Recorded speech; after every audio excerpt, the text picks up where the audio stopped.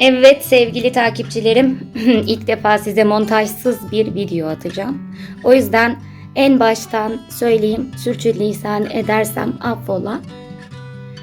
Şimdi birkaç haftadır ben video atamıyorum. Ama zannetmeyin ki ben bundan sonra video atmayacağım.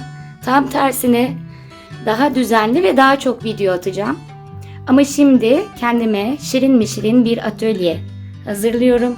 Bu malzemelerimi bu şekilde düzenledim.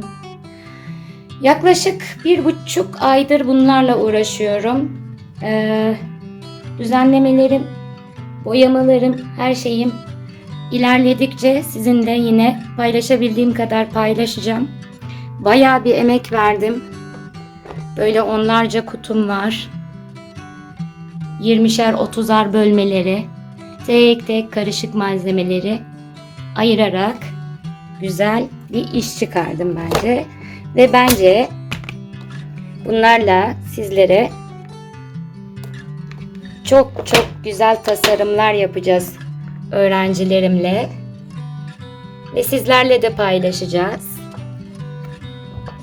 Çok güzel malzemelerimiz var. Yılların birikimi bunlar. Evet, bir sonraki aşamada Cadence Kadens ahşap boyamalarımı da paylaşacağım sizinle. Gelişmeleri yine haberdar edeceğim. Ve Mia ile beraber size sevgi dolu günler diliyorum. Takipte kalın.